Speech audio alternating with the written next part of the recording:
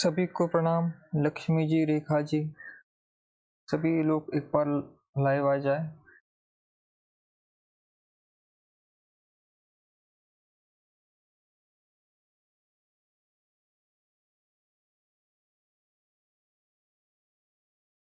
आज कौन कौन लाइव है? कल की क्लास कैसे लगी आपको, एक बार बताइए। कोई डाउट है क्लास के लिए, कल की क्लास में, या फिर जितना भी हमने अब तक पढ़ाया है? 11 क्लास हो चुकी है हमारी, आज 12वीं क्लास है हमारी। तो कोई प्रॉब्लम तो नहीं है आपको सभी को? सभी लोग एक बार कमेंट कीजिए। ठीक है, हम जो है पाठ्यक्रम की ओर बढ़ते हैं।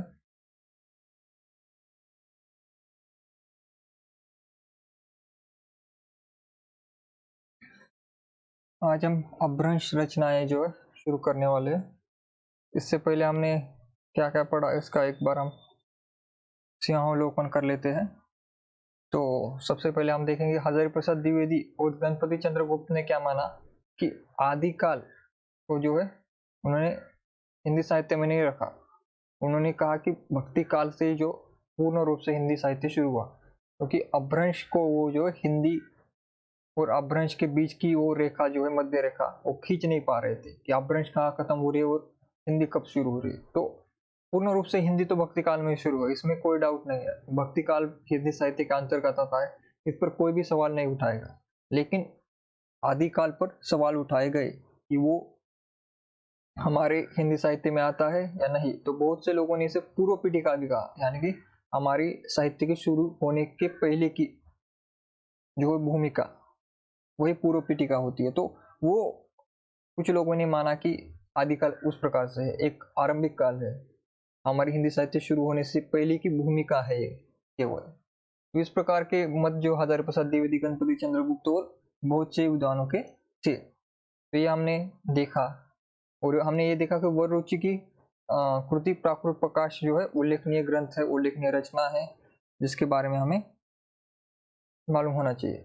और हमने हजारी प्रसाद द्विवेदी और शुक्ल जी का कथन जो मिलता जुलता है एक दूसरे से, वो भी हमने पढ़ा, और उसमें अंतर करना हमने ज्यादा कि जैसे प्राकृत अपभ्रंश के पहले की अवस्था है, उसी प्रकार जैसे हजारी प्रसाद द्विवेदी से पहले शुक्ल जी का जन्म हुआ था, या फिर उनके पूर्व के और बड़े आलोचक है। तो इसीलिए गाथा का जहां पर उल्लेख आएगा, यानी प्राकृत शब्द जहां पहले आएगा कथन में, तो उसे शुक्ल जी का कथन मानना है। और जहां पर अपभ्रंश शब्द प्रथम आएगा तो उसे हजारी प्रसाद द्विवेदी का कथन मानना है, क्योंकि दोनों भी कथन एक ही है, दोनों का अर्थ भी एक ही निकलते हैं। और शुक्ल जी के कथन पर ही हजारी प्रसाद द्विवेदी ने कथन लिखा है। इससे इसकी भी संभावना हमें यहाँ पर दिखती है, क्योंकि दोनों का ही अर्थ और भाषा शैली एक जैसी है। ऐसे लगता है कि एक ही कथन को जो है दोबारा लिखा गया है, देखकर लिखा गया है। तो हजारी प्रसाद द्विवेदी जो है आदिकाल को कहां से मानते हैं? 10वीं शताब्दी से। 10वीं शताब्दी से 14वीं शताब्दी का काल जो है उन्होंने आदिकाल का माना। और इसमें आदिकाल में वो डिंगल भाषा के कवियों के बारे में जो कथन है, ये भी कथन आपको याद करना है। उससे पहले हमें देवसेन को याद किया था। देवसेन को याद कैसे किया था? हमने बाहुबली फिल्म के साथ याद किया था देवसेन को, कि देवसेन का श्रावकाचार हमने बाहुबली मूवी से याद किया था। जैसे बाहुबली मूवी में देवसेना का एक कैरेक्टर है, पात्र है, चरित्र है, तो वहां पर जिस प्रकार देवसेना की कोई आवाज नहीं सुनता, उसी को हमने आधार बनाकर इसको याद किया था कि देवसेन की श्रावकाचार हिंदी की प्रथम रचना मानी जाती है, हिंदी की प्रथम रचना मानी जाती है। और हिंदी का प्रथम महाकाव्य कौन सा है हमने पढ़ा है? जल्दी कमेंट कीजिए। हिंदी का प्रथम महाकाव्य और हिंदी का प्रथम महाकवि कौन है? महाकाव्य और महाकवि जल्दी बताइए। महाकाव्य और महाकवि कौन है, बताइए।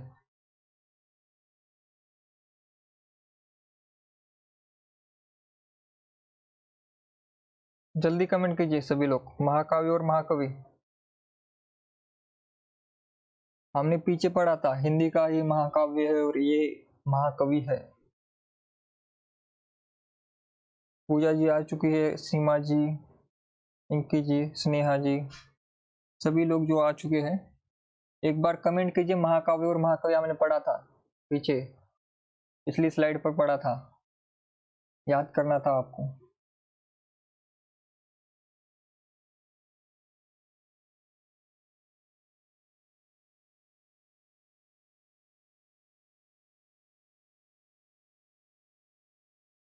महाकाव्य और महाकवि किसी को याद नहीं है? जी, निधि जी ने सही उत्तर दिया है, महाकाव्य पृथ्वीराज रासो और हिंदी के प्रथम महाकवि चंद्रवरदाई। निधि जी ने ही सही उत्तर दिया है। देखिए मैं आपको दिखाता हूँ कहाँ पर उल्लेख है उसका। यहाँ पर जब हम पृथ्वीराज रासो हम पढ़ रहे थे, जिस जगह पर,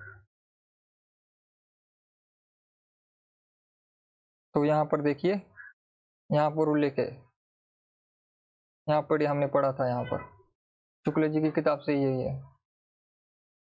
तो यहाँ पर देखिए पृथ्वीराज रासो की पहली पंक्ति है कि ये यानी कि चंद्रवरदाई हिंदी के प्रथम महाकवि माने जाते हैं, इनकी और इनका पृथ्वीराज रासो हिंदी का प्रथम महाकाव्य है। अभी सरप्पा, आपने स्नेहा जी ने बताया सरप्पा, लेकिन सरप्पा को किसने माना है ये भी पढ़ा था हमने। सरप्पा को हिंदी का प्रथम कवि किसने माना है, उसका भी आंसर दीजिए। किस विद्वान ने सरप्पा को हिंदी का प्रथम कवि माना है? सरप्पा को किसने माना है, ये भी हमने पढ़ा था। तो यहाँ पर देखिए रिवीजन करना इंपॉर्टेंट है, क्योंकि हम आगे बढ़ रहे हैं, लेकिन पीछे एक या 2 दिन पहले वाली अगर मैं कोई बात आपसे पूछूं तो आपकी बहुत सी गलती हो रही है। यहाँ पर देखिए प्रथम महाकवि चंद्रवरदाई और पृथ्वीराज रासो प्रथम महाकाव्य, क्योंकि ये शुक्ल जी की किताब से इसलिए इंपॉर्टेंट भी है। 10 किताब से मैटर छाट कर लाने का कोई फायदा ही नहीं। अगर आपको बेसिक शुक्ल जी की कथन अगर याद ना हो, शुक्ल जी की किताब ही ना याद हो, तो बाकी 10 किताब पढ़कर क्या करोगे आप। और ये यहाँ के 2 कथन इंपॉर्टेंट थे। एक कथन तो ये था कि चंद्रवरदाई प्रथम महाकवि है और उनकी रचना महाकाव्य है, और दूसरा कि शुक्ल जी ने इसे जाली ग्रंथ माना था, कि इसे वास्तव में क्या है, जाली ग्रंथ है। किसने कहा था? शुक्ल ने कहा था। शुक्ल ने, ये परीक्षा में आएगा, शुक्ल ने कहा था जाली ग्रंथ।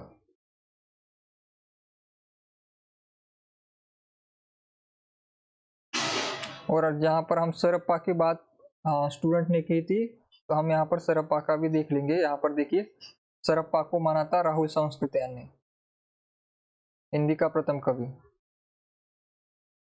लेकिन यहाँ पर क्या है, हिंदी का प्रथम कवि। हमने क्या पूछा था? महाकवि और महाकाव्य। तो आपको याद रखना है, हिंदी लिखा है, हिंदी के साथ खड़ी बोली लिखा है, या फिर महा लिखा है, ये सब जो छोटे छोटे शब्द है, जैसे खड़ी बोली का प्रथम महाकाव्य, खड़ी बोली का प्रथम महाकाव्य। खड़ी बोली का प्रथम महाकाव्य क्या है? अभी वहां पर आप पृथ्वीराज रासो तो नहीं लगाएंगे।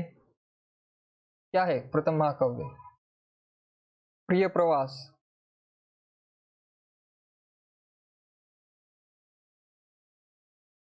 प्रिय प्रवास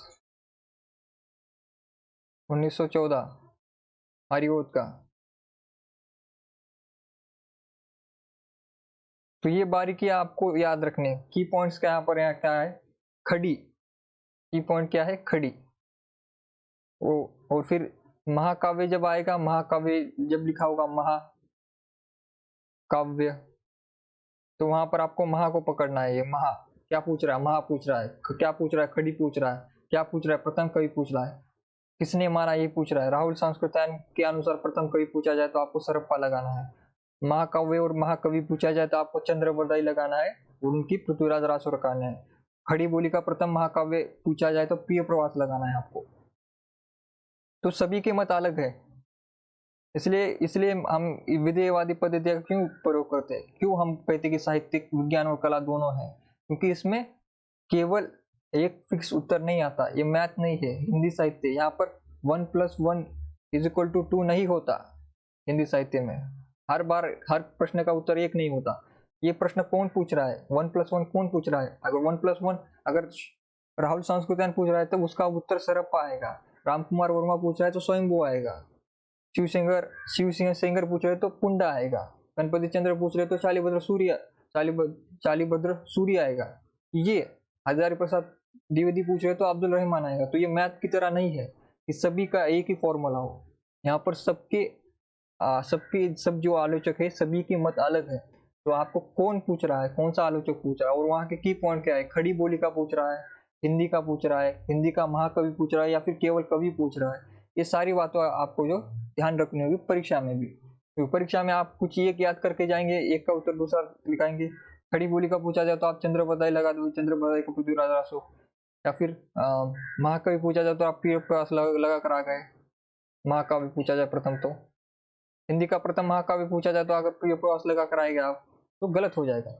अगर पूछा जाए खड़ी बोली का, क्योंकि हमारा ये मैथ की तरह नहीं चलता हिंदी।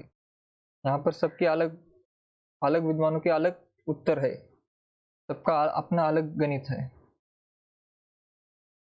इसलिए साहित्य में विधेयवादी पद्धति का प्रयोग किया जाता है। वैज्ञानिक पद्धति का प्रयोग इसीलिए नहीं किया जाता क्योंकि उत्तर एक नहीं आता किसी भी बात का।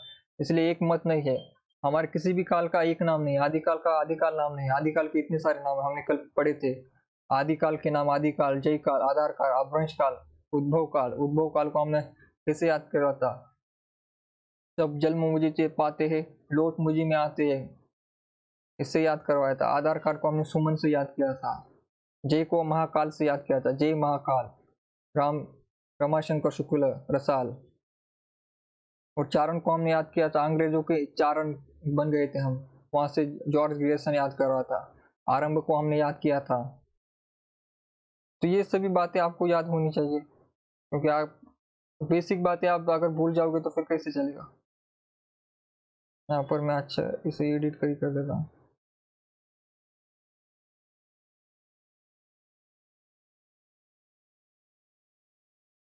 ठीक है, आरंभ काल।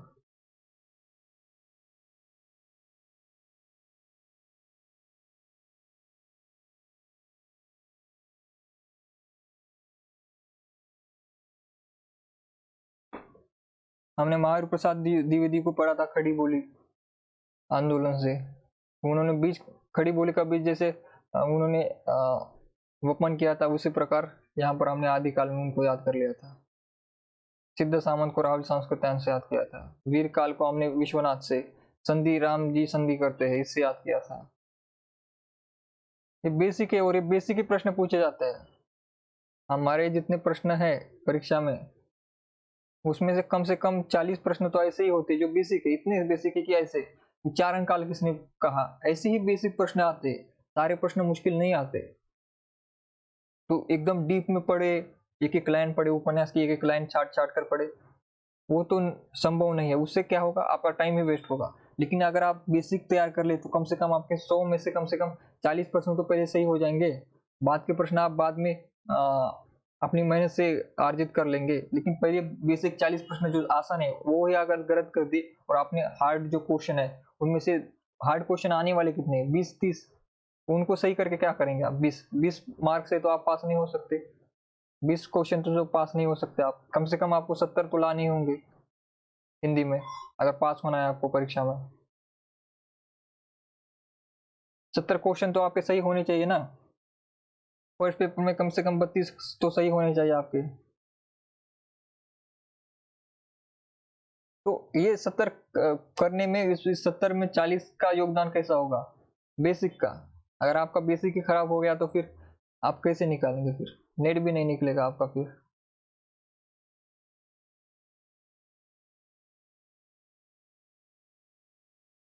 और कंपटीशन बढ़ता जा रहा है दिन ब दिन।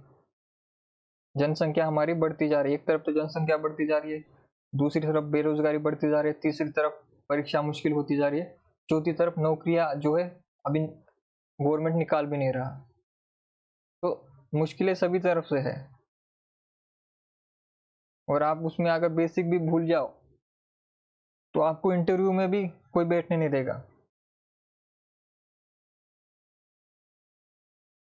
तो ज़्यादा इसमें डिटेल में जाने से पहले आप ये सीधे सीधे ये चार्ट आपको याद हो जाए तो आपके एक उपन्यास से इम्पोर्टेंट ये पूरा चार्ट है आपके लिए।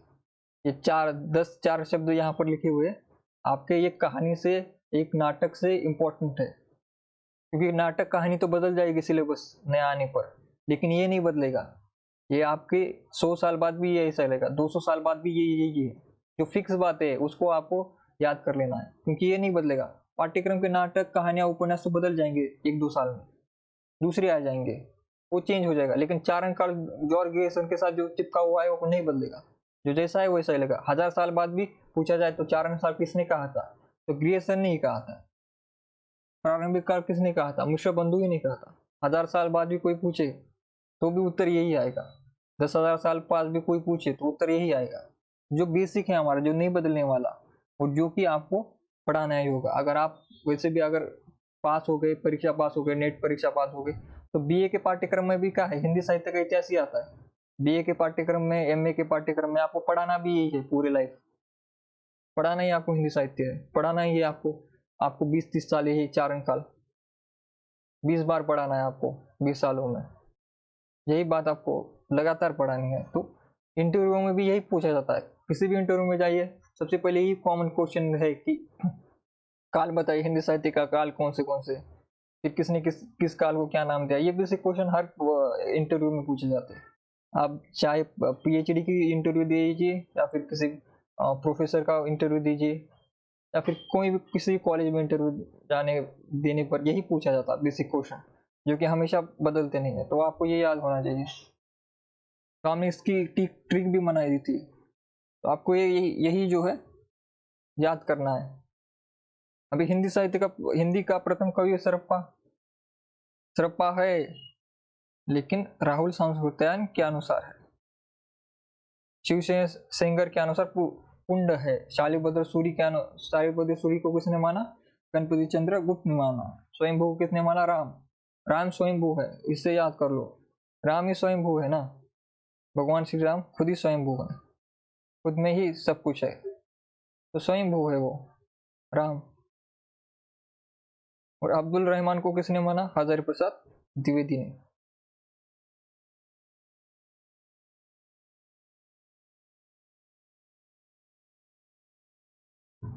हमने ये पढ़ा था। अभी हम अपभ्रंश रचनाएं पढ़ेंगे आज। डॉक्टर हरदेव बहारी ने 7वीं सदी से 11वीं सदी के अंत तक को अपभ्रंश का स्वर्ण काल माना है। स्वर्ण काल। अभी 2 दिन पहले बजट अनाउंस हुआ था हमारा, किसी ने देखा बजट? वहां पर भी आपको ये शब्द उल्लेख हुआ स्वर्ण युग, स्वर्ण काल में प्रवेश कर रहे हम, ऐसा बजट में भी प्रयोग किया गया था। तो क्या होता है स्वर्ण काल?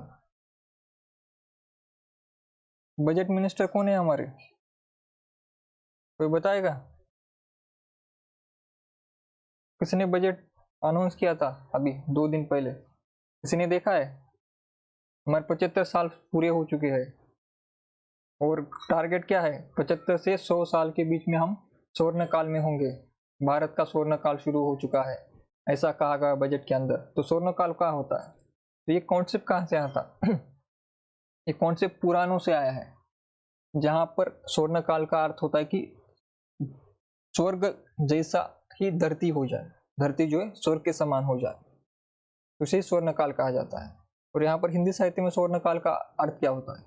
स्वर्ण काल का अर्थ होता है कि सारे युग में सबसे अच्छा जिस समय साहित्य रचा गया, जिस समय सबसे अच्छा साहित्य रचा गया पूरे कालों में, उसे स्वर्ण काल कहा जाता है। तो हरदेव, अगर हम नॉर्मली हम जो है भक्ति काल को स्वर्ण युग कहते हैं, हम स्वर्ण काल, स्वर्ण युग भक्ति काल को कहते हैं, लेकिन यहाँ पर फिर से आ गया है। देखिए डॉक्टर हरदेव बहारी ने क्या किया, हरदेव बहारी ने 7वीं सदी से 7 से 11 सदी के अंत तक अपभ्रंश का स्वर्ण काल माना। तो अगर पूछा जाए अपभ्रंश का स्वर्ण काल, तो वो क्या होगा, 7वीं से 11वीं सदी के अंत तक। और किसने माना इसे, डॉक्टर हरदेव बहारी ने। लेकिन अगर आपको ओवरऑल पूछा जाए कि हिंदी साहित्य में स्वर्ण युग कौन सा रहा, तो भक्ति काल रहा, और आधुनिक काल में कौन सा रहा, तो छायावाद रहा। और वही अगर आदिकाल में पूछा जाए तो अपभ्रंश का स्वर्ण काल हरदेव बहारी ने माना था 7 से 11। तो आपको ऐसे सारे तीनों को जोड़ जोड़ कर बताना है। आपको बताना है हरदेव बहारी ने 7वीं से 11वीं सदी के अंत तक अपभ्रंश का स्वर्ण काल कहा। वही अगर हम भक्ति काल में जाते हैं तो भक्ति काल को हमारे सारे चारों कालों में स्वर्ण युग कहा जाता है। उसके बाद अगर पूछा जाए पर्टिकुलरली कि आधुनिक काल में किस युग को स्वर्ण काल कहा जाता है, तो जब हमारा छायावाद था, छायावाद युग छायावाद जब आया उस समय को हम स्वर्ण युग समझते हैं। तो ये बातें जो है आपको याद रखनी है, कहाँ कहाँ पर प्रयोग किया था स्वर्ण शब्द का और किस किस ने प्रयोग किया था। फिर आगे अपभ्रंश में 3 प्रकार के बंद मिलते हैं, दोहा बंद,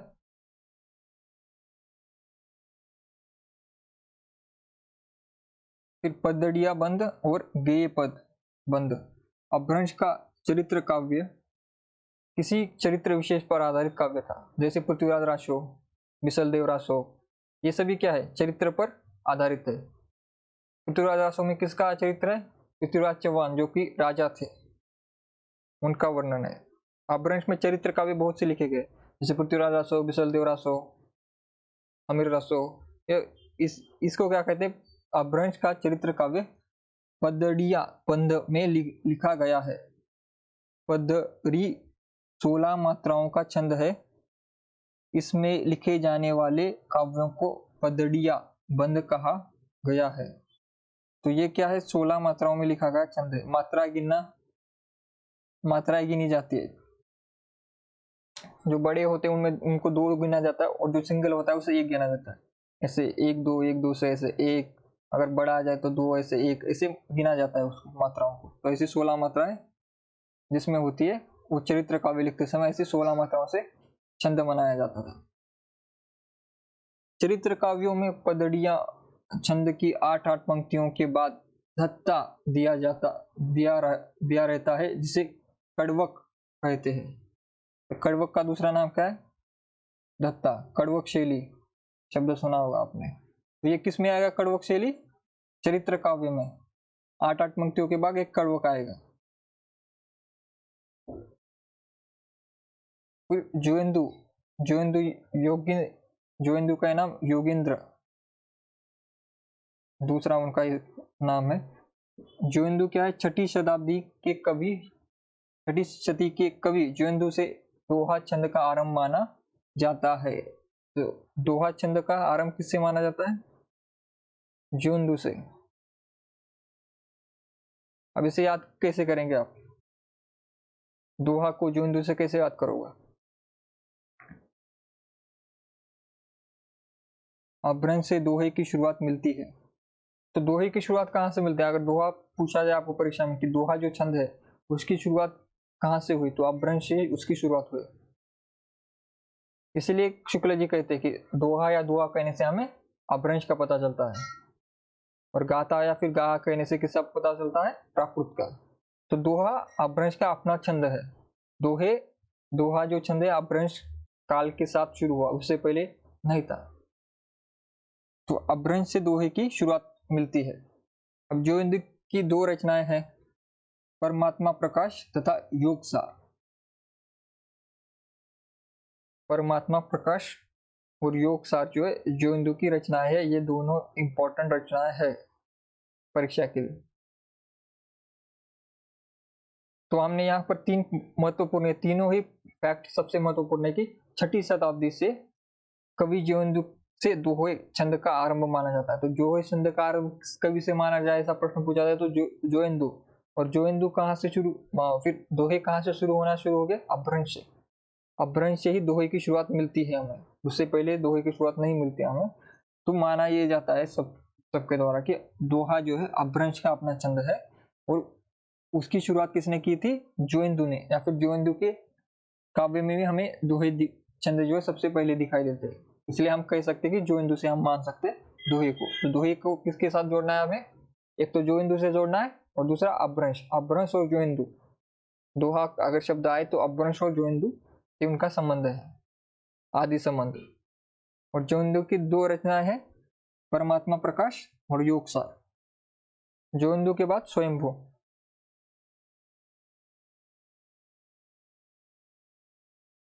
अब यहाँ पर है 783। और कोई बताएगा 783 को अगर सती में कहना हो तो कौन सी सती आएगी? 7वीं आएगी, 8वीं आएगी? जल्दी बताओ। इसे कौन सी सदी माना जाएगा? कौन सी सती है ये? 7 है या 8? 7 है या 8? जी, 8वीं सती माना जाता है इसे। कुछ लोगों को कंफ्यूजन हो सकता है इसमें, इसलिए मैंने पूछा प्रश्न। ये 8वीं सती है। ये स्वयंभू जो 8वीं सती के थे, स्वयंभू को जैन परंपरा का प्रथम कवि माना जाता है। अभी इससे पहले हमने बौद्ध परंपरा पढ़ी, जैन परंपरा हमने पढ़ी नहीं है। हमने क्या पढ़ा है? बौद्ध परंपरा पढ़ी है। बौद्ध परंपरा में हमने क्या पढ़ा? वज्रयानी शाखा। वज्रयानी शाखा का दूसरा नाम क्या है? सहजयान। क्यों मिला सहजयान वज्रयानी शाखा को? क्योंकि सिद्ध सरप्पा वो सहज जीवन पर बल देते थे, इसलिए उस सहज जीवन से ही सहजयान शब्द जो बना। तो वज्रयानी शाखा, जिसे सहजयान भी कहा जाता है, जो बुद्ध धर्म की एक शाखा है, उसी से जो है तांत्रिक जो योगी थे उनका एक पंथ चला सिद्ध, और दूसरा एक पंथ कौन सा चला? नाथ पंथ। सिद्ध पंथ कहाँ पर था? भारत के पूर्वी भाग में। और नाथ पंथ कहाँ पर था? भारत के पश्चिम भाग में। सिद्ध क्या करते थे? महासुखवाद, स्त्री संसर्ग, फिर मांसाहार करना, फिर मदिरा पीना। और वही नाथ क्या थे? ब्रह्मचारी थे। नाथों की शुरुआत कैसे हुई? वो सिद्धों से अलग कौन हुए? पहले सबसे पहले जालंधर नाथ जो है पूरब से निकलकर पश्चिम में पंजाब की तरफ बढ़े, और जालंधर नाथ के शिष्य हुए मत्स्येंद्र नाथ, और मत्स्येंद्र नाथ के शिष्य हुए गोरखनाथ, जहां से हमें नाथ परंपरा दिखाई देती है। तो ये सभी आपको याद होना चाहिए। एक सांस में आपको ये बोलना आना चाहिए, ऐसे याद करना है आपको, बिना देखे। कभी भी पूछा जाए, रात के 12 बजे भी आपको अगर कोई पूछे सिद्ध और नाथ, तो आपको बताना है जैसे कहानी बताते हैं सभी लोग, कहानी की तरह बताना है आपको पूरा। तो इसके बाद क्या है? स्वयंभू। स्वयंभू का हम क्या कहते हैं? जैन परंपरा का प्रथम कवि। कवि है, यहाँ पर शब्द देखिए, कवि है, आचार्य नहीं, जैनों के आचार्य। तो ये कवि है, केवल प्रथम कवि है ये, उनके कोई गुरु नहीं है, ये कवि है।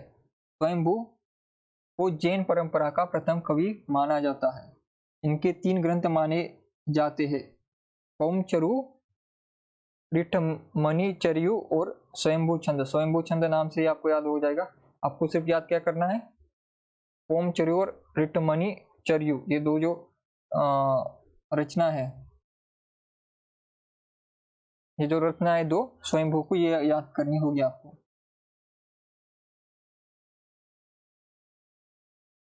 पौमचर्यु में राम का चरित्र विस्तार से वर्णित है। तो आप देखेंगे कि जो जैन परंपरा है, जैन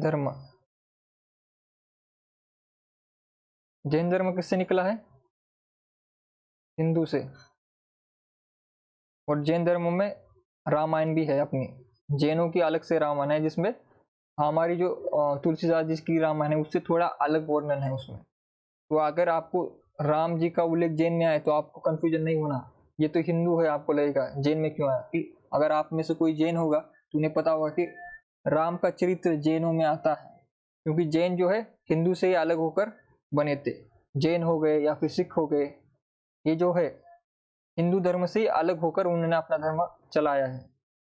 इसलिए हिंदू धर्म की परंपरा, उनकी संस्कार, उनकी कहानियां सभी विरासत में जैनों को मिली है।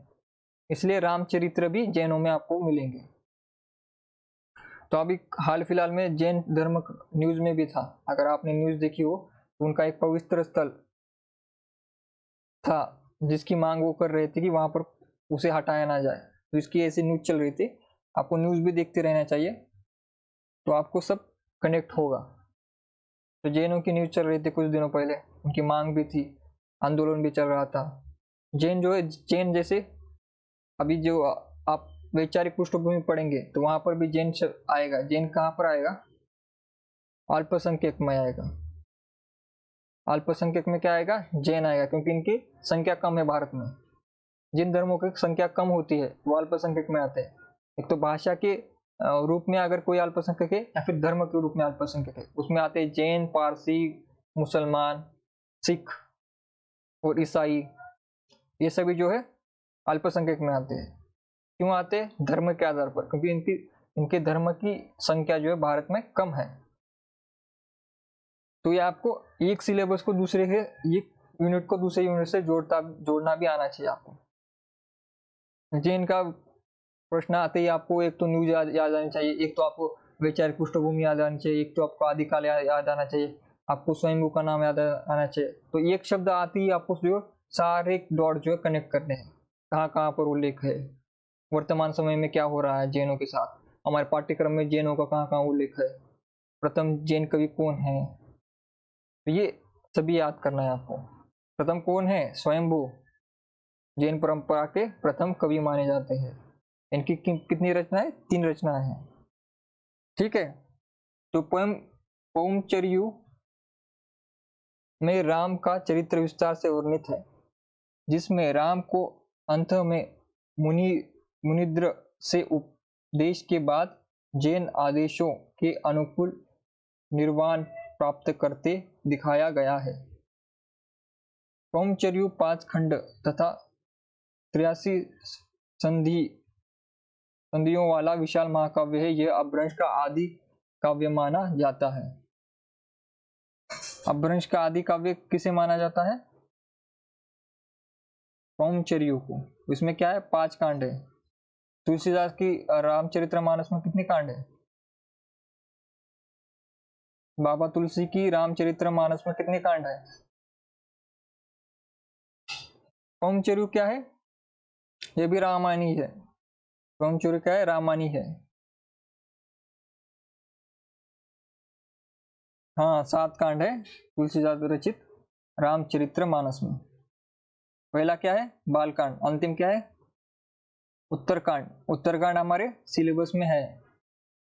उत्तरकांड में क्या वर्णन है? उत्तरकांड में वर्णन है भगवान श्री राम का अयोध्या में लौटना, फिर उनका राजाभिषेक, फिर वानरों की सेना का वापिस अपने गंतव्य स्थान पर जाना, अपने घर जाना। फिर उसके उत्तरार्ध में, एक तो पहला भाग हुआ उत्तरकांड का, दूसरा भाग क्या है? दूसरे भाग में तुलसीदास जी का विचार है। उन्होंने विचार किया कलयुग पर, नीतियों पर, कैसा होगा कलयुग। क्योंकि वो स्वयं कलयुग में, कोई प्रश्न पूछेगा तुलसीदास कलयुग में थे या नहीं, तो भाई बिल्कुल थे, तुलसीदास कलयुग में थे। भगवान कृष्ण जी की मृत्यु के बाद ही कलयुग की शुरुआत हो गई थी और कलयुग तब से शुरू है। ठीक है। तो तुलसीदास जी का जन्म भी कलयुग में हुआ था। व्यास जी का भी जन्म कलयुग में। जितने भी हमारे रचनाकार आते हैं आदिकाल या फिर उससे पहले भी 4000 साल पहले, जितना भी हमारे पास इतिहास है, सभी कलयुग के अंतर्गत ही आता है। द्वापर, सतयुग, किसी के अंतर्गत कोई इतिहास नहीं आता हमारा। सारा जो इतिहास है, सारे जो कवि है, सारे कलयुग में ही आते हैं। तो कलयुग पर विचार कर रहे थे तुलसीदास, तो इसका मतलब ये नहीं कि वो कलयुग में नहीं थे, वो स्वयं कलयुग में ही थे। कलयुग शुरू हुआ था कब का? आज भी कलयुग ही चल रहा है और कलयुग और चलेगा। तो ये भी याद रखना है, अगर परीक्षा में पूछा जाए या फिर कोई इंटरव्यू में पूछे कि तुलसीदास कलयुग में थे या नहीं, वरना आप सोचोगे खुद तुलसीदास कलयुग के बारे में बात कर रहे, वो क्यों होंगे, वो तो भविष्य की बात कर रहे होंगे। नहीं, स्वयं तुलसीदास भी कलयुग में थे, हम भी कलयुग में ही है, सभी कलयुग में थे। हमारी संस्कृत भाषा भी कलयुग में ही आती है। ईसा मसीह का जन्म भी कलयुग में आता है, क्योंकि उनका जन्म 2000 वर्ष पूर्व ही हुआ था। तो सभी लोग कलयुग में ही आते हैं। ठीक है। और हमारे पास जितना भी ज्ञात इतिहास है प्रूफ के साथ, तो वो मैक्सिमम हमारे पास 5000 साल और उससे पूर्व का इतिहास नहीं है हमारे पास लिखित रूप पर। जो हमारे सबसे पुराने इतिहास हमारे मिलते हैं तो वो हड़प्पा संस्कृति के मिलते, इजिप्ट के मिलते। इजिप्ट में जो हमारे पिरामिड्स है या फिर हमारे हड़प्पा संस्कृति जो सिंधु नदी के किनारे है, वही हमारे सबसे पुराने जो पुरावे है। कब तक मनुष्य के जो हमें फिंगरप्रिंट्स मिलते हैं, यानी कि उनका कब तक थी उसके पहले का हमारे पास कोई इतिहास नहीं है, और ये सारा इतिहास जो है कलयुग के अंतर्गत ही आता है। तो ये आपको कंफ्यूज नहीं होना। और परम चौर्य क्या है, ये भी रामायण ही है, लेकिन किसकी रामायण है, ये जैनों की रामायण है। जैन लोग जो है, जैन धर्म, जैन लोगों की रामायण है परमचर्य। और इसे क्या कहा गया, अपभ्रंश का आदि काव्य माना जाए। आदि शब्द का अर्थ क्या होता है, प्रथम। आदि शब्द का अर्थ क्या होता है, प्रथम। और इसी से शब्द क्या बना है, आदि योगी। आदि योगी यानी कि प्रथम योगी। कौन है प्रथम योगी, भगवान शिव, जिन्होंने योग की शुरुआत की, आज जिसे आप योगा कहते हो, ध्यान, ये सभी की शुरुआत भगवान शिव ने की थी, इसलिए उन्हें आदि योगी कहा जाता है। पहले योगी है वो, जिनसे ही सारी योग कलाएं शुरू हुई है। नाट्य कलाएं भी उन्हीं से शुरू हुई, इसलिए नटरंग जो है आपको हर नाट्य सभागृह में दिखेगा, वो भी भगवान शिव का एक रूप है। तो सारी कलाएं, नृत्य कलाएं, ये सभी का आरंभ जो है भगवान शिव से ही हुआ है। तो ये अपभ्रंश का आदि काव्य माना जाता है किसे, पवनचर्यों में। पवनचर्यों में 7 कांड है, वरना 5 कांड है, 7 नहीं है, 5 कांड है, ठीक है। पवनचर्यों को स्वयंभू के पुत्र त्रिभुवन ने पूरा किया, तो इन्होंने आधा अधूरा छोड़ दिया था स्वयंभू ने, उसे किसने पूरा किया, त्रिभुवन ने पूरा किया। ये कौन थे, स्वयंभू के पुत्र थे, तो इन्होंने रचनाएं की और कंप्लीट त्रिभुवन ने किया। ये भी प्रश्न आ सकता है, इसे भी थोड़ा याद रखिए। स्वयंभू के पुत्र कौन है, त्रिभुवन, और स्वयंभू कौन है, प्रथम जैन कवि, जिन्होंने पवनचर्यों की रचना की, जो कि 5 कांडों में है। पवनचर्यों में क्या है, राम जी का चरित्र विस्तार से वर्णित है। तो पवनचर्य क्या है, रामायण है, और उसमें कितने कांड है, 7 कांड है। तुलसीदास को रामचरितमानस पर इसका प्रभाव पड़ा है।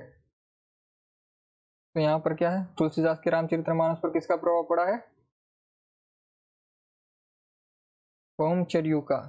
क्यों पड़ा है, क्योंकि ये पवनचर्य कब लिखा गया था, आदि काल में। तुलसीदास का बात है भक्ति काल में।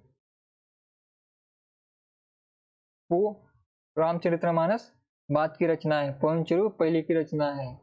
अगर ये रचना काल भी अगर पूछा जाए क्रम से, तो उसमें भी पवनचर्य को आपको आगे पहले रखना है, रामचरितमानस को बाद में रखना है। डॉक्टर भयानी ने इन्हें अपभ्रंश का कालिदास कहा है। किसे कहा है, तुलसीदास को नहीं भाई, स्वयंभू को। स्वयंभू, कालिदास। कालिदास किस भाषा के कवि थे, कालिदास किस भाषा के कवि थे, सुप्रभात सिंह जी। कालिदास किस भाषा के कवि थे, कालिदास की एक हमारे नाटक में उनकी एक है, उनके ऊपर एक नाटक है हमारे सिलेबस में। कौन सा नाटक है, किसने लिखा है, कालिदास किस भाषा के कवि थे, कोई रचना बताइए कालिदास की। और कविता में भी कालिदास का उल्लेख है। जी, निधि जी ने सही कहा, सीमा जी ने सही कहा, संस्कृत के कवि थे, संस्कृत के महाकवि थे, कवि नहीं महाकवि थे। महाकवि यानी कि बड़े कवि, महाकवि थे ये। किस भाषा के, संस्कृत भाषा के महाकवि थे कालिदास। और उन पर हमारे पाठ्यक्रम में एक नाटक है, आषाढ़ का एक दिन, उनके चरित्र पर। और उसके बाद कविता भी है नागार्जुन की, कालिदास नाम की, जो कि कल शायद हमने यूट्यूब पर भी डाली है, कल परसों में, कालिदास की। तो वो कालिदास। और कालिदास की एक रचना है मेघदूत। और हिंदी का मेघदूत किसे कहा जाता है, किस रचना को, हाँ कालिदास की रचना मेघदूत। हाँ, तो हिंदी का मेघदूत कौन सा है, निधि जी बताइए, हिंदी का मेघदूत कौन है, कौन सी रचना हिंदी का मेघदूत।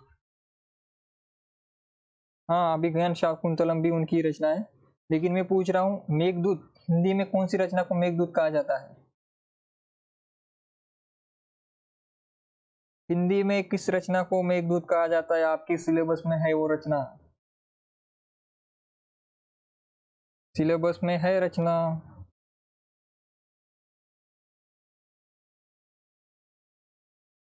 सिलेबस में है। आधुनिक काल में जाइए। हाँ हाँ, मेघदूत किसे कहा जाता है हिंदी में? मेघदूत, हिंदी का मेघदूत कौन सी रचना को कहा जाता है? आधुनिक युग में जाइए, भारतेंदु युग के आगे, द्विवेदी युग में जाइए, उसके आगे जाइए, छायावाद में। छायावाद में कोई कवि है? जी जी जी, सिंह जी ने सही उत्तर दिया। आंसू को मेघदूत कहा जाता है हिंदी का। जयशंकर प्रसाद रचित आंसू।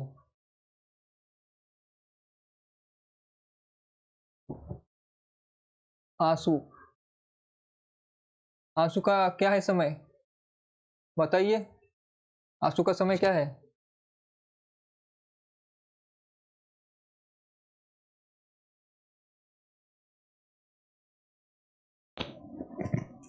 जी जी जी, सही है। सही का, आंसू का समय आंसू।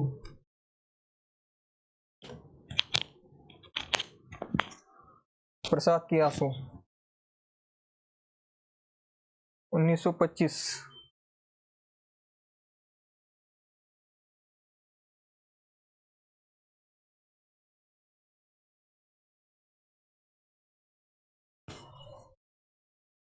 अब ये बताइए, आंसू में कितने?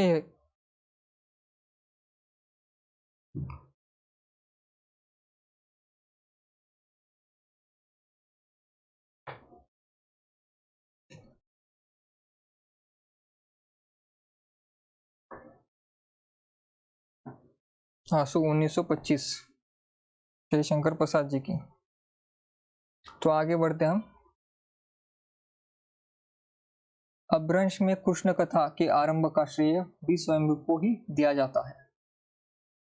तो दूसरा पॉइंट, एक तो राम का चरित्र लिखा उन्होंने पवन चरित्र में, और फिर कृष्ण, भगवान कृष्ण कथा का भी आरंभ किसने किया? स्वयंभू ने ही किया। स्वयंभू की पवन चरित्र को अपभ्रंश की आदि काव्य माना जाता है, और उन्हें कालिदास भी माना, भयानी ने। और फिर कृष्ण कथा के आरंभ भी किसने किया? स्वयंभू ने ही किया। और स्वयंभू को प्रथम कवि कौन मानते हैं? आ गया प्रश्न फिर से, अभी पढ़ा था हमें। स्वयंभू को किसने माना प्रथम कवि? स्वयंभू को किसने माना प्रथम कवि?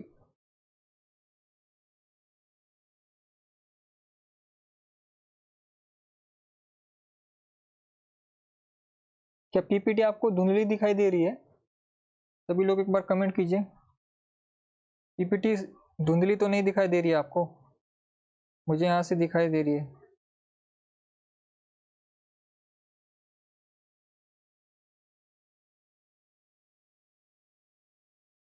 पीपीटी धुंधली दिखाई दे रही है क्या सभी को?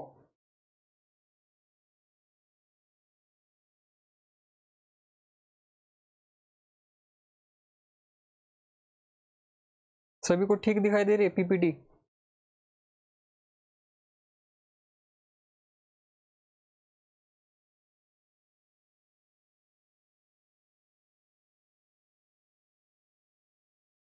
नहीं सर, नहीं सर, जी सर।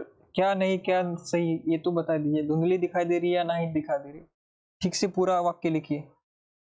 क्लियर नहीं दिख रहा? हाँ, मुझे भी यहाँ पर क्लियर नहीं दिख रहा। तो आपको कमेंट करना चाहिए ना सभी को। पीपीटी नहीं दिख रही, आप वैसे ही पढ़ रहे हो, सुन रहे हो बस।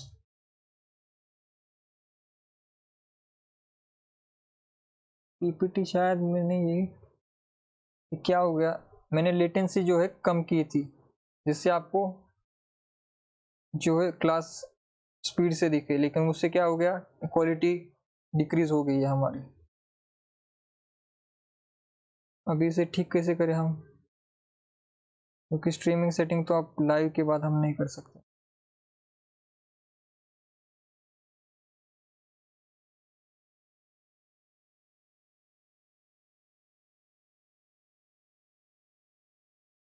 हम्म,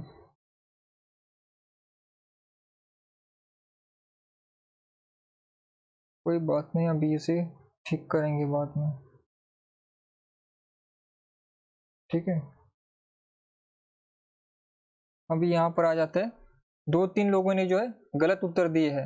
मैंने पूछा था स्वयंभू को प्रथम कवि किसने माना, तो देखिए एक दो लोगों का जो गलत उत्तर आया था, लेकिन राम हमने कहा था, इसका ट्रिक भी बनाया था। स्वयंभू कौन है? राम है, राम ही स्वयंभू है, भगवान श्री राम स्वयंभू है। तो राम स्वयंभू को किसने माना? राम। यहाँ पर पीछे देखिए, राम कुमार वर्मा स्वयंभू, हमने ट्रिक बनाई थी। स्वयंभू कौन है? राम है। तो राहुल संस्कृत्यायन ने नहीं माना था, राहुल संस्कृत्यायन ने सरप्पा को माना।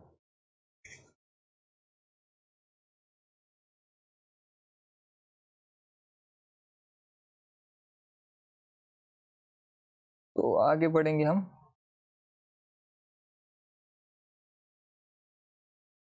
तो कृष्ण कथा का आरंभ का श्रेय किसे दिया जाता है? स्वयंभू को दिया जाता है। स्वयंभू को अपभ्रंश भाषा का वाल्मीकि तथा व्यास भी कहा जाता है। तो आपको और भी फैक्ट्स मिल गए यहाँ पर स्वयंभू के नाम पर। स्वयंभू को तो कालिदास भी कहा जाता है, स्वयंभू को वाल्मीकि भी कहा जाता है, स्वयंभू को व्यास भी कहा जाता है। अब मुझे बताए, वाल्मीकि ने कौन से ग्रंथ की रचना की थी और व्यास ने किसने कौन से ग्रंथ की रचना की थी? तो कालिदास किसने कहा? डॉक्टर बहनी ने। कालिदास, केवल कालिदास इसी व्यक्ति ने कहा है, सभी ने नहीं। लेकिन यहाँ पर ये जनरल बात है कि वाल्मीकि और व्यास कहा जाता है, किसी एक ने नहीं कहा, ये जनरल बात है। तो स्वयंभू को वाल्मीकि कहा जाता है, स्वयंभू को व्यास कहा जाता है, स्वयंभू को कालिदास भी कहा जाता है। स्वयंभू ने प्रथम आदि रचना लिखी थी अपभ्रंश की, जिसका नाम है पवनचर्यो। पवनचर्यो जैन धर्म का रामायण है। उसमें 5 खंड है, 5 कांड है और 83 संधियों वाला वो विशाल महाकाव्य है। और तुलसीदास के रामचरितमानस पर भी इसका प्रभाव हमें दिखाई देता है। लेकिन पवनचर्यो को स्वयंभू ने पूरा नहीं किया था, उनके पुत्र ने उसे पूरा कर दिया। उन्होंने लिखना शुरू किया था और खत्म किसने किया? उनके बेटे त्रिभुवन ने। और अपभ्रंश में कृष्ण कथा का भी आरंभ जो है इन्होंने किया, स्वयंभू ने। तो स्वयंभू काफी इंपॉर्टेंट है। स्वयंभू को प्रथम कवि किसने माना? राम कुमार वर्मा ने। तो ये सारे फैक्ट जो है आपको याद रखने। इन्होंने अपनी भाषा को देसी भाषा, विदेश भाषा भी आता है और देशी भाषा ये भी आगे आया यहाँ पर। तो इन्होंने भी देसी भाषा शब्द का प्रयोग किया और देश भाषा का प्रयोग शुक्ल जी ने किया था आदिकाल के लिए। लेकिन इन्होंने खुद की भाषा के लिए प्रयोग किया है, अपनी, यानी कि वो जो जिस भाषा में रचना करते थे खुद की भाषा को कहा है उन्होंने सर देश भाषा। ठीक है, तो इन्होंने भी देश भाषा शब्द इनके साथ भी जोड़ता है, ये भी याद रखना है आपको। इस पीपीटी में काफी ज्यादा फैक्ट रखे हुए हैं, इसी एक स्लाइड में बहुत सारे इंपॉर्टेंट फैक्ट्स हैं, तो ये आपको याद करने हैं सभी।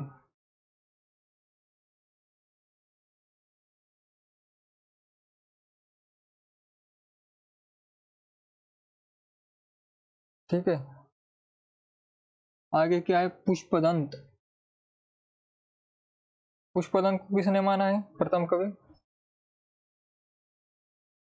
शिव सिंह सेंगर ने। शिव सिंह सेंगर ने क्या माना? पुष्पदंत को पहला कवि। ये देखिए, आपको फिर से दिखा देता हूं। पुष्पदंत या पुंड, शिव सिंह सेंगर।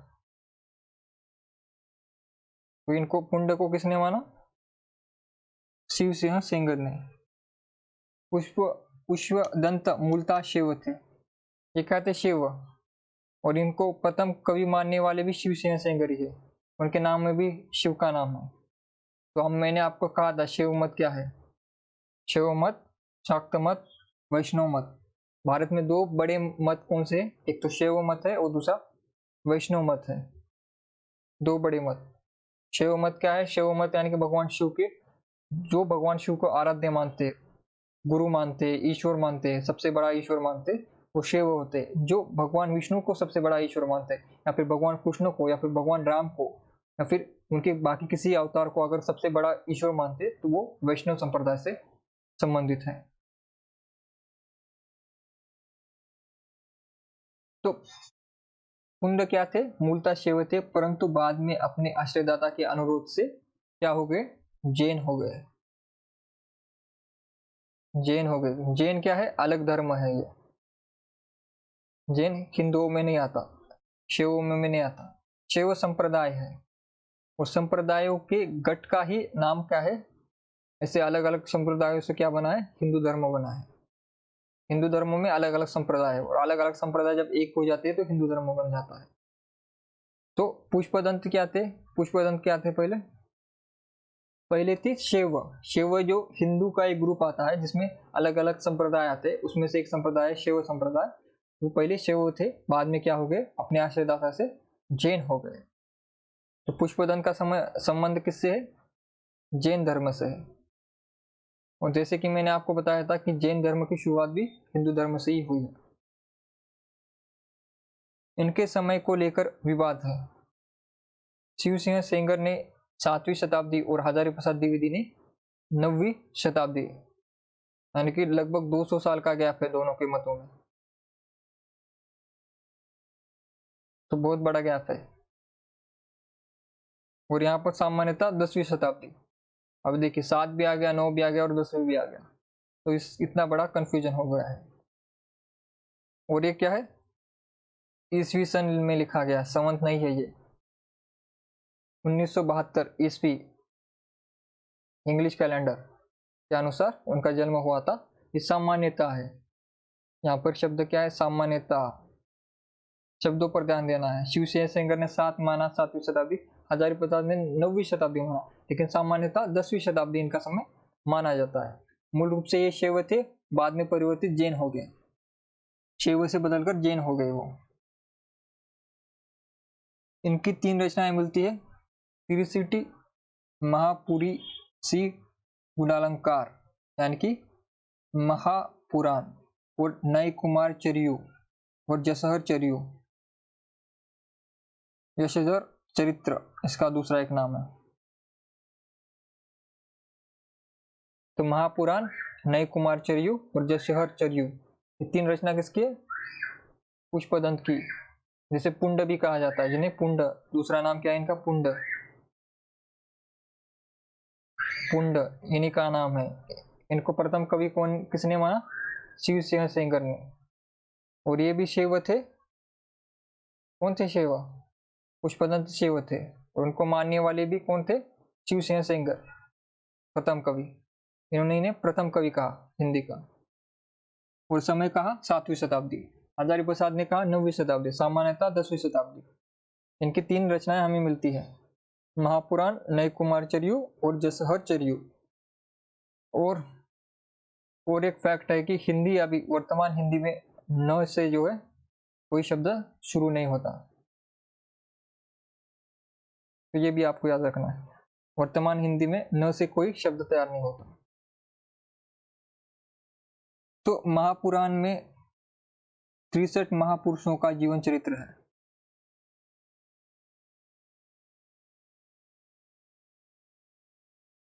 अभी महापुराण किसकी रचना है? महापुराण पुष्पदंत की।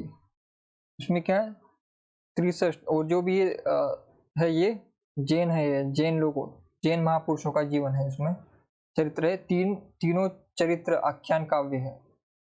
तीनों यानी कि ये महापुराण, नई कुमार चरियु और जसहर चरियु, तीनों जो है चरित्र आख्यान काव्य है। चरित्र काव्यों में चौपाई छंद का प्रयोग किया गया है।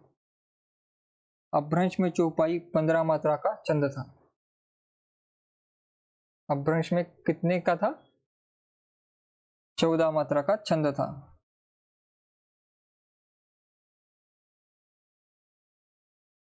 और स्वयं को अभिमान मेरु, ये प्रश्न आता है। अभिमान मेरु किसने कहा? स्वयं को अभिमान मेरु, ये प्रश्न आता है आपको। और चौपाई छंद कितनी मात्रा में था अपभ्रंश में? कमेंट कीजिए सभी लोग, कितने में था? 15 में। अपभ्रंश में चौपाई 15 मात्रा का छंद था। ऐसा क्यों उल्लेख किया अपभ्रंश में था? यहाँ पर था शब्द क्यों उपयोग किया है, कोई बताएगा? क्योंकि वर्तमान समय में कितनी मात्रा का छंद होता है? चौपाई कितनी मात्रा की होती है? 16। 16 मात्रा की क्या होती है, चौपाई होती है, लेकिन अपभ्रंश में 15 मात्रा की थी। वर्तमान समय में कितनी मात्रा की है, 16 मात्रा की। जैसे रामचरितमानस तुलसीदास रचित, उसमें चौपाई दोहे का प्रयोग किया गया है, तो उसमें जो है 16 छंदों का प्रयोग, 16 मात्राएं आती है। जब रामचरितमानस पढ़ेंगे तो वहां पर आपको चौपाई में 16 मात्रा दिखेंगे, लेकिन अपभ्रंश में जाकर आप अगर पढ़ोगे जैसे और चरयू और महापुराण, तो उसमें 15 मात्रा मिलेगी। तो याद रखना है, वर्तमान में 16 मात्रा है, लेकिन अपभ्रंश में 15 मात्रा थी।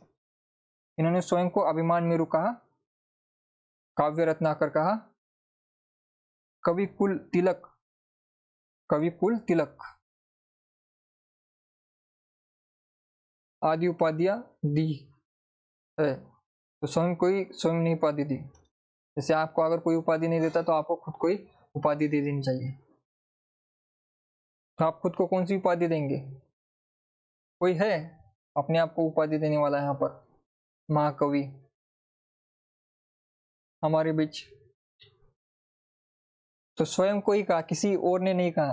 अगर पूछा जाए अभिमान मेरु काव्य रत्नाकर या फिर कवि कुल तिलक पुष्पदंत को किसने कहा, तो किसी ने नहीं कहा, उन्होंने स्वयं को ही कहा, खुद को ही खुद से, खुद को ही खुद से प्यार करूं टाइप से, है ना, उस टाइप से उन्होंने क्या किया, खुद को ही, कोई कुछ नहीं कह रहा तो क्या हुआ, हम खुद को ही बता देते हम खुद ही हीरो है। दुनिया नहीं मानते तो क्या हुआ, हम खुद ही हीरो है। ऐसे जो काम किसी को नहीं करने चाहिए, लेकिन इन्होंने किए है। अभिमान मेरु, प्रश्न आता है अभिमान मेरु काव्य रत्नाकर और कवि कुल तिलक किसे कहा जाता है, या फिर किसने किसको कहा, या फिर किससे संबंध है, ऐसे ही कुछ शब्द बदल कर जो आ सकता है। अभिमान मेरु, फिर डॉक्टर बयानी ने इन्हें अपभ्रंश का भवभूति, ये भी आता है। भवभूति किसने कहा था, स्वयं पुष्पदंत को।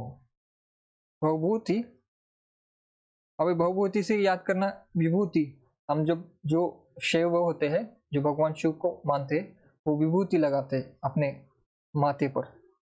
आपने देखा होगा ऐसे 3 लाइंस बनी होती है, इसे हम विभूति कहते हैं।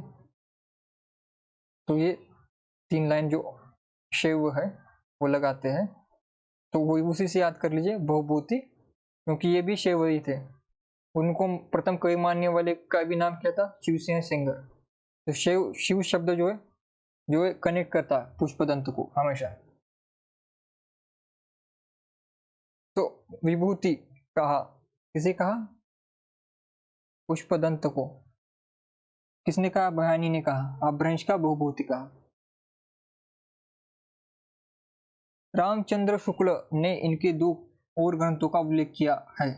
अभी रामचंद्र शुक्ल जी को भी कुछ काम नहीं था, 3 ग्रंथ तो थे और 2 जोड़ दिए, और कुल बनाकर कितने हो गए, फिर 5 हो गए, आदि पुराण और उत्तर पुराण। तो अभी आपको ये भी याद करने, महापुराण भी हो गया, आदि पुराण, उत्तर पुराण, नए कुमार चर्यू और जसेर चर्यू। महापुराण, आदि पुराण, उत्तर पुराण, नए कुमार चर्यू, जसहर चर्यू, ये सारे जो है इन्हीं की रचनाएं हैं। और 2 रचनाएं आदि पुराण और महापुराण किसने माना, शुक्ल जी ने। इन दोनों को चौपाइयों में रचित बताया। तो ये इनकी रचना किसमें हुई, चौपाइयों में। और चौपाई कितने की थी, कितनी मात्राओं के छंद है, 15, लेकिन कहां पर, अपभ्रंश में। केवल अपभ्रंश में कितनी मात्राओं की है, 15 मात्राओं की रचना है अपभ्रंश में, लेकिन होती कितनी की है, 16 मात्राओं में। पुष्पदंत ने साहित्य रचना शुद्ध धार्मिक भाव से ही की है, किंतु काव्यत्व में किसी प्रकार की कमी नहीं मिलती। तो पुष्पदंत ने जो रचनाएं की है वो धार्मिक भाव से की है। धार्मिक भाव से कैसे, जैसे यहाँ पर आप देखिए, उनके जो ये महापुराण, उत्तर पुराण और जैसे उच्चरू, ये सभी क्या है, इनके धर्म के बारे में। जो महापुरुष थे इनके 63 महापुरुष जो कि जैन थे, उनके ही धार्मिक। तो यहाँ पर जो धार्मिक भाव है, यहाँ पर जो धर्म है, कौन से धर्म की बात हो रही है यहाँ पर, हिंदू नहीं, जैन धर्म की बात हो रही है। जैन स्वतंत्र धर्म है, तो ये क्या है, जैन धर्म की बात हो रही है यहाँ पर। डॉक्टर तगारे ने पुष्पदंत की भाषा को मराठी की जननी माना। जो मराठी भाषा है इसकी जननी माना, क्योंकि प्राकृत के बाद जो है अपभ्रंश जो आती है हमारी, और अपभ्रंश से जो है एक तरफ हिंदी निकलती है हिंदी प्रदेश में यानी कि उत्तर भारत में, और वही मध्य भारत में यानी कि महाराष्ट्र जहाँ पर आता है वो मराठी बन गई। तो यहाँ से जो है दोनों के रास्ते अलग हो गए, मराठी और हिंदी के। जो महाराष्ट्र, जो आज का वर्तमान में महाराष्ट्र है, वहाँ की जो है अपभ्रंश जो है बदलकर मराठी भाषा शुरू हो गई, और दूसरी तरफ जब उत्तर भारत है वहाँ पर हिंदी भाषा का विकास होने लगा, और महाराष्ट्र में मराठी भाषा का विकास होने लगा। तो डॉक्टर तगारे ने पुष्पदंत की भाषा को मराठी की जननी माना। तो जो इनकी भाषा है इसी से जो मराठी की उत्पत्ति हुई है, ऐसा इन्होंने माना है। शिवसिंह सेंगर ने इन्हें भाका की जड़ कहा। भाका की जड़ यानी कि भाका यानी भाषा, और जहां भाका शब्द होता है वहां पर कौन सी भाषा होती है? बोलचाल की। जड़ यानी कि रूट्स। रूट्स क्या होते हैं? किसी पेड़ की नींव। पेड़ की नींव क्या होती है? रूट्स उनके, इसे ही जड़ कहा जाता है। क्यों कहा होगा? क्योंकि इसी जड़ों से जो मराठी की भी उत्पत्ति हुई है। तो भाका की जड़ कहा, किसने कहा? शिवसिंह सेंगर ने। किसे कहा है? पुष्पदंत को। पुष्पदंत को प्रथम कवि किसने माना है? इन्होंने तो माना है। जो मानेंगे वो तारीफ भी तो करेंगे।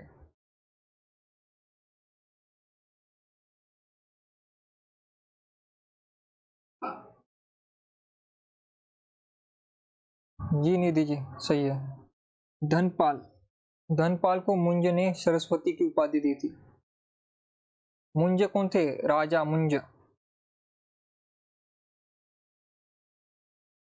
एक राजा हुए जिनका नाम था मुंज,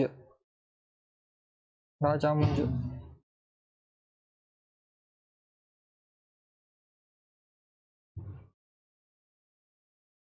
धनपाल को मुंज ने सरस्वती की उपाधि दी थी। 10वीं सदी में भविष्यत कहा की रचना की।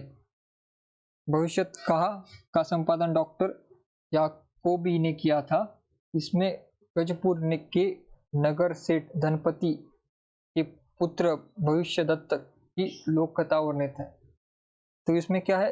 धनपति नाम के नगर सेठ धनपति के पुत्र की भविष्यदत्त। भविष्यदत्त उसका नाम है, उसका भविष्य नहीं, फ्यूचर की बात नहीं हो रही। उस लड़के का नाम ही भविष्यदत्त है। कि लोक कथा का वर्णन है, इसलिए इस लड़के के ऊपर चरित्र लिखा गया है, इसलिए इसका नाम भविष्यत कहा है। और जिसके पास धन होगा उसका भविष्य अच्छा ही होगा, ये इसकी ट्रिक है।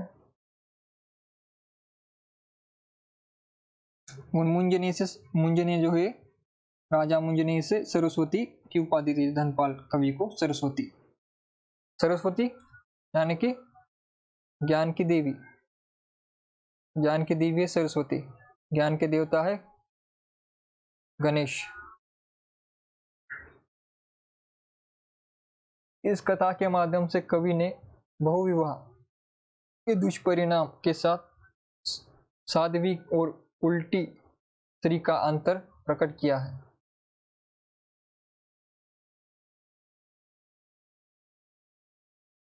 ठीक है, तो यहाँ पर क्या बहुविवाह का विरोध किया है इन्होंने आदिकाल में ही।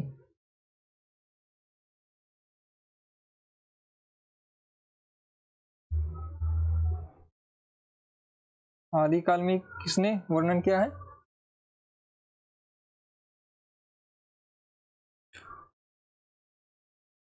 धनपाल ने। धनपाल ने क्या वर्णन किया है अपनी कथा में? कौन सी कथा? भविष्यत काल की बात हो रही है, उसमें क्या वर्णन है? इसके माध्यम से कवि ने बहुविवाह। बहुविवाह का अर्थ क्या होता है? एक ही आदमी एक से ज्यादा पत्नी रखे, एक से ज्यादा पत्नी रखे, एक पत्नी तो संभाली नहीं जाती, एक पत्नी दिमाग खा जाती है लड़कों का। इसलिए लड़कों की जो शरीर छोटा होता है, लड़कियों का शरीर जो बड़ा होता है, लड़कियां 100 किलो की होती है, पति 50 किलो का होता है। तो एक से ज्यादा पत्नी रखेंगे तो उसे क्या कहेंगे? बहुविवाह। लेकिन बहुविवाह का अर्थ होता है कि किसी पर, लेकिन हमारा जो समाज है उसमें ज्यादातर हम देखते हैं कि लड़के ही ज्यादा पत्नियां रखते, लड़कियां नहीं रखते, इसलिए ये अर्थ निकाल। लेकिन बहुविवाह का दो अर्थ निकलते, पति या पत्नी अपने से ज्यादा पति रहे। जैसे हम महाभारत में देखते हैं कि एक ही पत्नी की 5 पांडव थे, पांडव की पत्नी, जो पांडव पत्नी थी उनकी क्या थे, 5 पति थे। तो ऐसे भी उनको भी बहुविवाह में अंतर्गत रखा जाएगा। लेकिन नॉर्मली कल्चर क्या है हमारा, कि लड़का रखता है। तो ये बहुविवाह पद्धति का दुष्परिणाम के साथ साध्वी, साध्वी यानी कि जो पतिव्रता पत्नी होती है, पवित्र पत्नी, पति को ही अपना सब कुछ मानने वाली, उसे साध्वी कहा जाता है। और उल्टी किसे कहा जाता है? जो समाज के नियमों को तोड़ती है। उस समय में जिसे कुल्टी कहा जाता था, इस समय आज वर्तमान समय में उसे जागरूक महिला कहा जाता है। समय समय का खेल है। जिसे पहले कुल्टी कहा जाता था, आज उसे आधुनिक नारी कहा जाता है। और हक की बातें होती है तो समय समय का खेल है। जिसे कुल्टी कहा जाता है, कुल्टी स्त्री, उस समय का अर्थ क्या है? जो समाज के नियमों को नहीं मानने वाली, अपने पतिव्रता स्त्री जो नहीं होती, जिसके अनैतिक संबंध है, उसे कुल्टी कहा जाता है। और साध्वी किसे कहा जाता है? जो पतिव्रता स्त्री होती है उसे साध्वी। तो बहुविवाह के दुष्परिणाम को उन्होंने दिखाया इस कथा में, साथ ही साध्वी और कुल्टी स्त्री का अंतर प्रकट किया, दोनों में क्या अंतर है। तो इस प्रकार की जो है रचना ये है धनपाल की।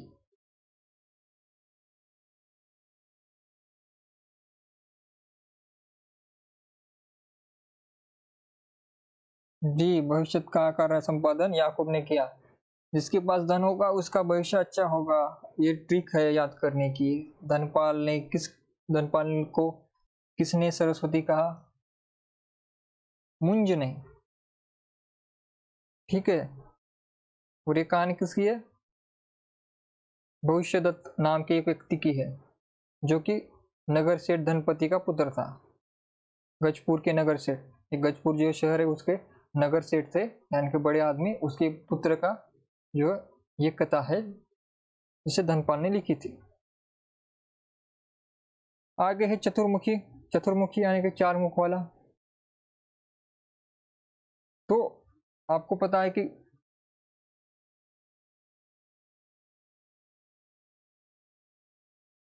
जो ब्रह्मदेव थे उनके भी 4 मुख थे पहले, लेकिन बाद में क्या हुआ, शिव जी ने उनका एक मुख काट दिया, तो उनके 3 मुख हो गए। तो वो भी चतुर्मुखी थे एक समय में। उनका पिछले वाला जो मुख है वो कट गया है, इसलिए 3 ही मुख दिखते हैं उनके। हरिशेन ने धम्म परीक्षा में अपभ्रंश के 3 कवियों का उल्लेख किया है, चतुर्मुख, स्वयंभू और पुष्पदंत। इन 3 कवियों का वर्णन किया है, वहां पर ही हमें वर्णन मिलता है। स्वयंभू ने चतुर्मुख को पद्धति या बंध का प्रवर्तक और श्रेष्ठ कवि कहा है। तो इस छंद में क्या लिखा जाता है? चरित्र काव्य लिखे जाते हैं। इसमें क्या लिखे जाते हैं? चरित्र काव्य लिखे जाते हैं, चरित्र काव्य इस बंध में।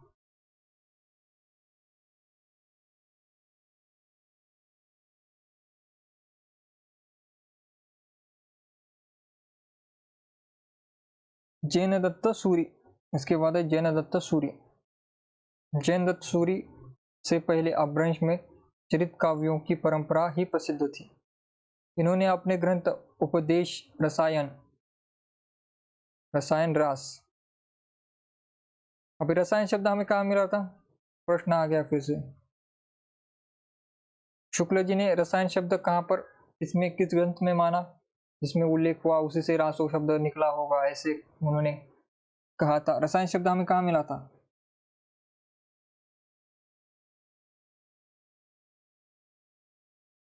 क्लास अभी खत्म कर देंगे, समय बीत गया, मैंने देखा नहीं, 12 बज गए हैं, 12:10। हम खत्म करेंगे इसी पीपीटी पर। एक प्रश्न का उत्तर दीजिए, रसायन शब्द हमें कहाँ मिला था? रेखा जी का सबसे पहले उत्तर आया, बिसल देव रासो में जो है हमें रसायन शब्द मिला था। शुक्ल जी ने उसी से रासो शब्द की उत्पत्ति मानी है। और रसायन शब्द का अर्थ किससे जोड़ा जाता है? काव्य से जोड़ा जाता है, काव्य रसायन। तो जैन दत्त सूरी को हम पढ़ लेते हैं और क्लास समाप्त करेंगे। जैन दत्त सूरी से पहले अपभ्रंश में चरित काव्य की परंपरा ही प्रसिद्ध थी। जैन दत्त से पहले क्या है, चरित काव्य ही लिखे जाते थे मैक्सिमम, ज्यादातर। उन्होंने अपने ग्रंथ उपदेश रसायन रास, जो कि 1114 ईस्वी सन में जो प्रकाशित हुआ था, से प्रकाशित यानी कि उन्होंने लिखा हुआ, वहां पर पहले तो मशीन तो थे नहीं, छपाई मशीन, तो लिखा है, से रास काव्य परंपरा का प्रवर्तन किया। यह 80 पद्यों का नृत्य गीत रासलीला काव्य है। तो रासलीला का संबंध किससे है? भगवान कृष्ण से। कृष्ण, तो इसमें क्या 80 पद्यों का नृत्य गीत रासलीला है। रासलीला में जो गाए जाते हैं गाने, उन पद्यों का संकलन है उपदेश रसायन रास।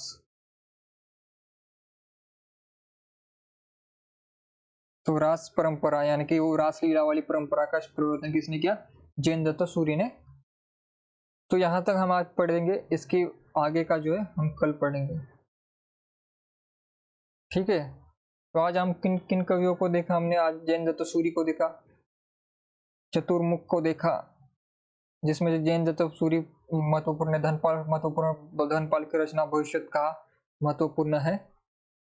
फिर हमारे पुष्प दंत महत्वपूर्ण है, जिन्होंने तगारे ने क्या कहा, मराठी भाषा की जननी की शुरुआत किससे हुई? पुष्पदंत की भाषा से। और शिवसेन सेंगर ने भाका का जड़ कहा, और शिवसेन सेंगर ही है जिन्होंने इनको प्रथम कवि भी माना है।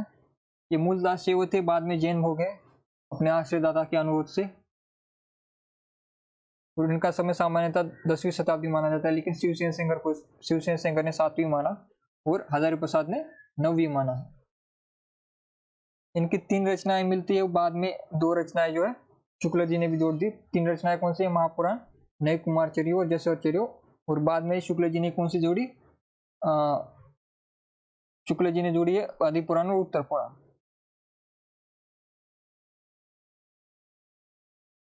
और मात्रा छंद का हमने देखा कि अपभ्रंश में 15 मात्रा का छंद होता था चौपाई, जो कि वर्तमान में 16 छंदों का है, 16 मात्राओं का छंद है चौपाई। हमने पवमचर्यो पढ़ा। पवमचर्यो जैन धर्म का ग्रंथ है, जिसमें रामायण लिखी गई है। इसमें 5 कांड है, 83 संधियां है। और पवमचर्यो को पूर्ण किसने किया? स्वयंभू के पुत्र ने, त्रिभुवन ने। और उन्होंने अपनी भाषा को क्या कहा है? देशी भाषा कहा है। और अपभ्रंश में कृष्ण कथा का आरंभ भी स्वयंभू से माना जाता है। स्वयंभू को प्रथम कवि किसने माना है? राम कुमार वर्मा ने माना है। और इन्हें जैन कवि भी का, जैन प्रथम कवि भी माना जाता है। और इससे पहले हमने किन्हें पढ़ा? जोइंदु, जो कि 6ठी शताब्दी के थे, और उनकी परमात्मा प्रकाश और योगसार जो है रचनाएं हैं। और यहाँ पर हमने अपभ्रंश पढ़ा। अपभ्रंश में क्या है? अपभ्रंश में 3 प्रकार के बंध मिलते हैं, दोहा, पद्दड़िया बंध और गेय पद। पद्दड़िया यानी कि जिसका संबंध चरित्र विशेष पर आधारित हो, चरित्र विशेष। जैसे राम चरित्रमानस चरित्र विशेष काव्य है, जिसमें राम जी का चरित्र प्रमुख है। तो ऐसा कोई काव्य अगर अपभ्रंश में लिखा जाए तो उसे पद्दड़िया बंध में लिखा जाता था। और पद्दड़िया का संबंध उसी से है, चरित्र से है। और पद्दड़ी कितनी मात्राओं की थी? 16 मात्राओं की, लेकिन 15 मात्राओं की क्या थी? चौपाई थी। इतना जो है हमने आज पढ़ा है, ठीक है। आज की क्लास में कोई डाउट तो नहीं है?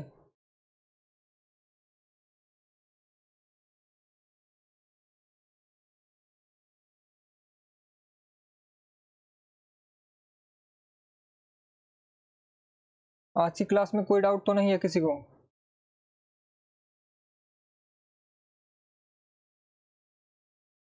ठीक है, आज की क्लास यहीं पर हम समाप्त करेंगे।